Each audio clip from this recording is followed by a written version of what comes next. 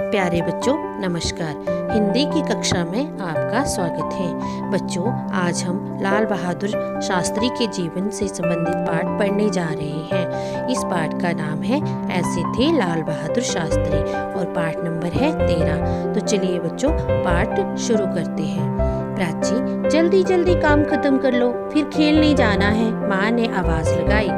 माँ कल तो छुट्टी है, कल कर लूंगी, प्राची ने चहकते हुए कहा। छुट्टी क्यों है? माँ ने जिज्ञासा से पूछा।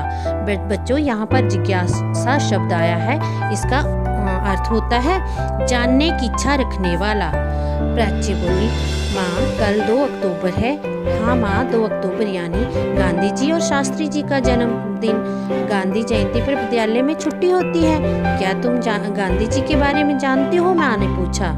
हाँ थोड़ा बहुत, लेकिन ये शास्त्री जी कौन है? क्या आप मुझे इनके बारे में बताएंगे? वे कैसे थे? प्राची ने उत्सुकता से पूछा। माँ ने कहा, हाँ बताती हूँ बेटा। जैसे कि आपको तस्वीर में दिख रहा है, ये प्राची और उसकी मम्मा दोनों मिलकर बात कर रहे हैं। फिर उसकी मम्मा उनके बारे में बताते हैं। यह बात उन दिनों की है जब नन्हे की अवस्था अभी 6 वर्ष की थी। एक बार अपने साथियों के साथ मिलकर वह एक बगीचे में गुलाब के फूल तोड़ने गए। सभी साथियों ने फूल तोड़ कर अपनी झोली में भर लिए, किंतु सबसे छोटा और कमजोर होने के कारण नन्हे अभी एक भी फूल नहीं तोड़ पाया था। बहुत प्रयत्न के बाद एक फूल पर हाथ पहुंचा ही था कि बाग का माली आ पहुंचा।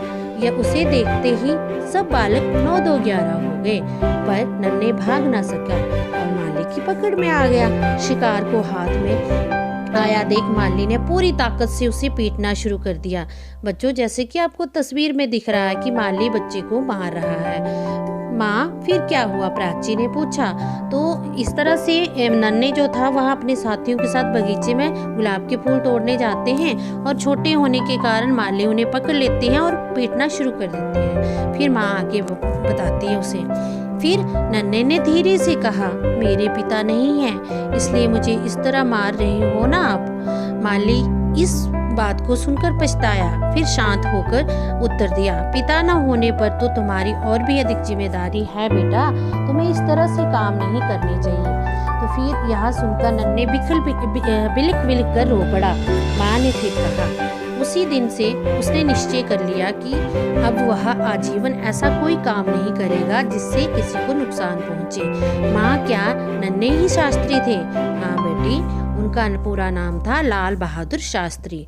एक बात और, 2 अक्टूबर का दिन सारे देश में बापू के जन्मदिन के रूप में धूमधाम से मनाया जाता है और लाल बहादुर शास्त्री जी का जन्म भी सन 1904 को इसी दिन उत्तर प्रदेश के एक छोटे से कस्बे मुगलसराय में हुआ था। माँ ने बताया। अब छोटी प्राची भी समझ में आ गई कि लाल बहादुर शास्त्री बचपन से ही जिम्मेदारी समझते थे। जो काम उन्हें सौंपा जाता वे उसे सच्चाई, ईमानदारी और लगन से पूरा करते थे। अपनी विशेषताओं के कारण ही वे स्वतंत्र भारत के दूसरे प्रधानमंत्री बने। उन्होंने पूरे देश को जय जवान और जय किसान का नारा दिया।